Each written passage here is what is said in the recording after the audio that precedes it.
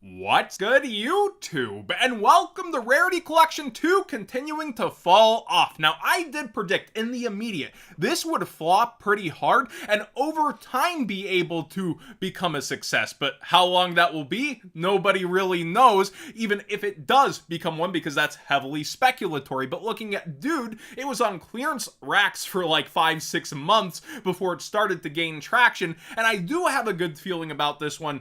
Super long term, but when is the bottom? Where's the maximum profit? And will it actually make a turn with that gatekeepy MSRP that makes people really pause and cringe to where vendors are having to take a pretty big loss in order to sell the set?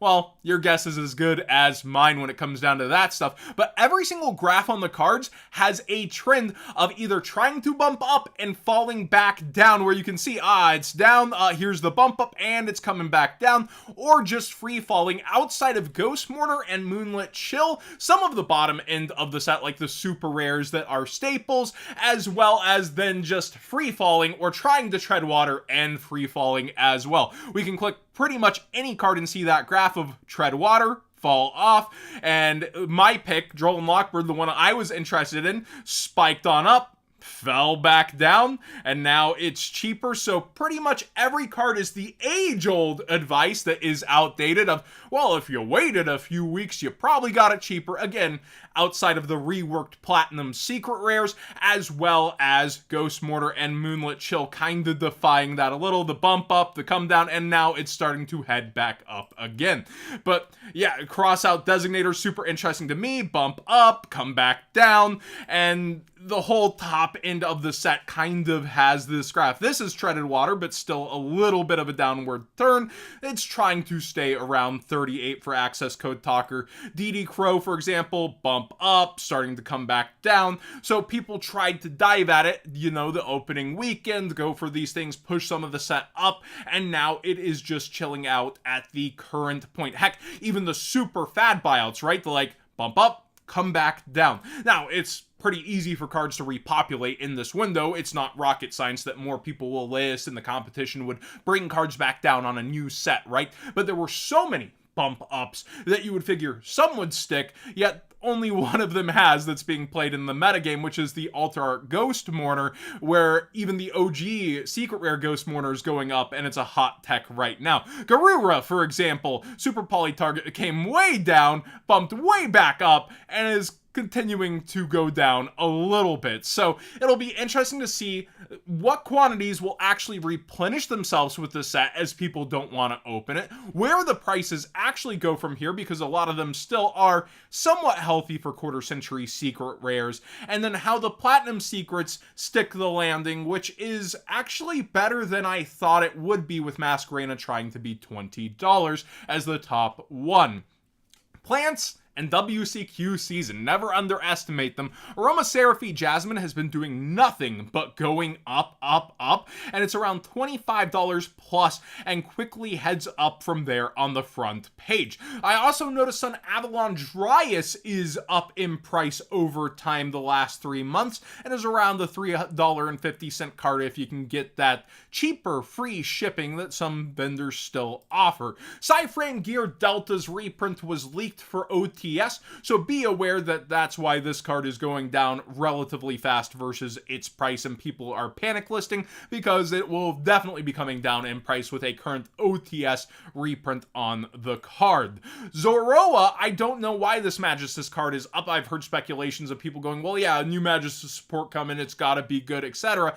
It's been non-stop going up throughout this month, but that's realistically recovering its price. I remember this being a tech for something. It is a fire spellcaster tuner, so let me know if you know what exactly this is being used for, or if it's just all speculation. Speaking of fire, Battles of Legend will bring some of that with Infernoids being listed here, and a lot of people are speculating on those reprints, and I was looking through and it's like, Permias, people are still buying this full on price, and it's pushing what it has been ever since the buyout, right? Like, you can see back here when the support was announced, it bumped 2 to 7, and it's continuously just slowly gone up, yet people are like, yeah, the Void stuff, that's gonna get reprinted finally, but not Premise? What? Okay, so yeah, these have been coming down slowly, yet are still pretty expensive, but you can see like a 25% off. Same with Void Imagination, continuously coming back down, $8, about 25% off, as people are like, yeah, they're finally gonna get to it. Battles only has so much space in general, but they are doing quite a few different archetypes as well, so it'll be interesting with Terminal Revenge to see how things end up on the actual reprint chain.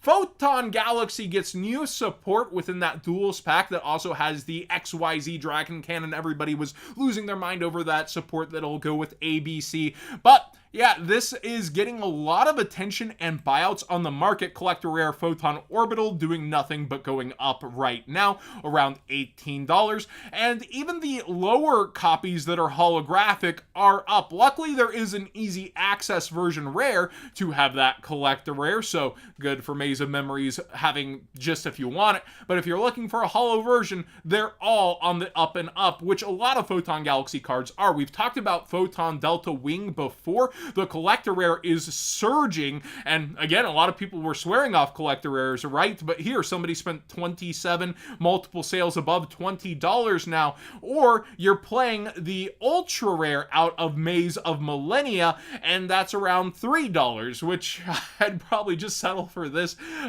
being myself. But yeah, be aware, Ultras out of these side sets can get pretty expensive and hard to repopulate on the market. Galaxy Satellite Dragon, I believe, is just a super rare. Yes, out of Kim, and it doesn't have a reprint, and it is going up. I believe it doesn't. Galaxy Satellite Dragon. Let me double check on that. Yeah, it only has its one copy, and this has been going up a little bit, so be aware this is like a $2 super rare now. And then Galaxy Eyes Afterglow from Rarity 1. This is kind of what made me fall in love with the rarity, actually, when I was like back and forth on it. And I'm not a modern collector. This is a really nice quarter century secret rare, and I really like it, and it makes a lot of sense.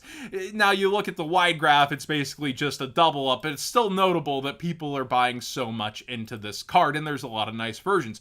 I'd been saying just to generically get number 90, but it's been doing nothing but going down versus that Battles Special Edition. There's a little curve up here at the end, maybe from when I made the videos. Thanks, John Moore. But no, seriously, it's around a $9 card still to $10, and I think it's probably one of the best times to get it, because once the support's actually here, I could see people rushing for inboard pieces and stuff like that, as Hope Harbinger's quarter century secret rare is trending up a bit more when the support was announced, and it's kind of chilled back a little bit, but not much, towards $13. So also it's prismatic or platinum secret, not prismatic, the platinum. I always say them both because of the PR, but seriously, it bumped up as well, and people are looking at it, and I still like this rarity, how it is, but people definitely seem Starlight trained and super shiny. There's a couple cards I was looking at getting sooner than later if I was still a vendor. People seem to like me talking about that segment, where it's not like you rush out at these, they're going to be super relevant all of a sudden, but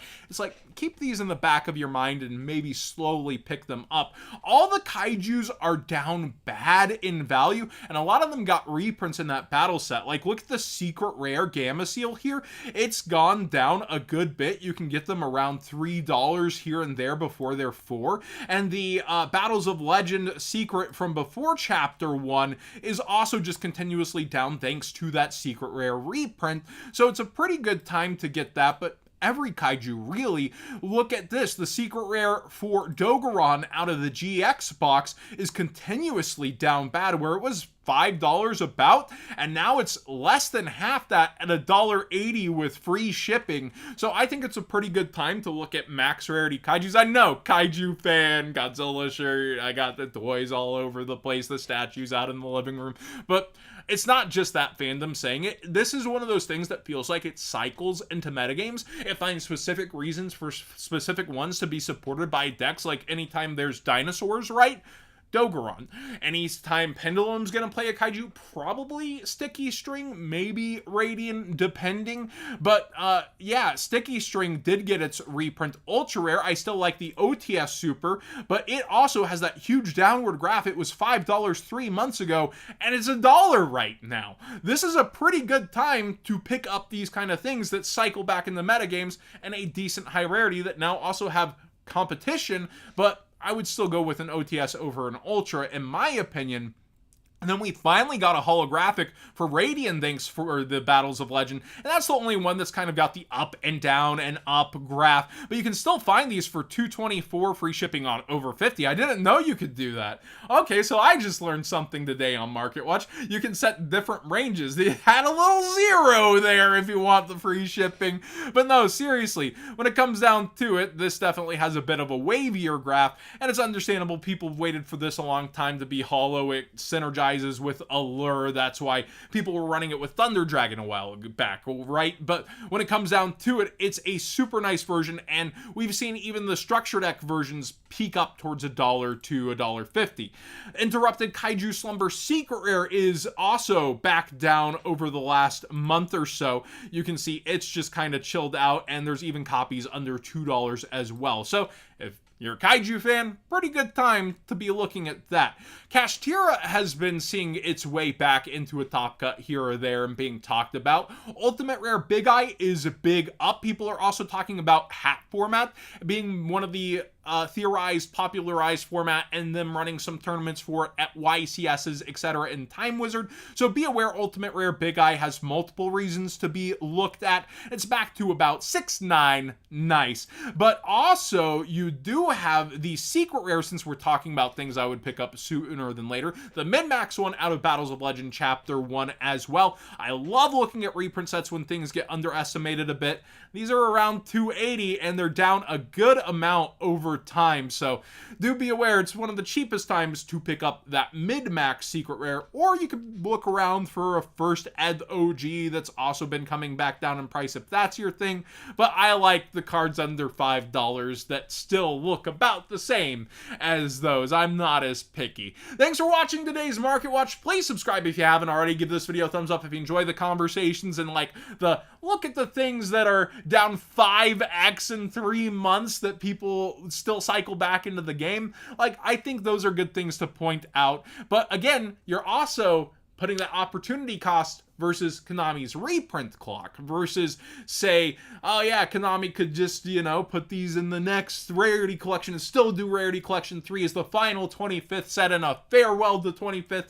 You never know what Konami is going to do. They can just reprint a set unlimited whenever they want. So do keep in mind, even when we're talking about picking up things over time, there's still the opportunity cost. Things you're picking up will never pan out as well. And sometimes it just happens like that.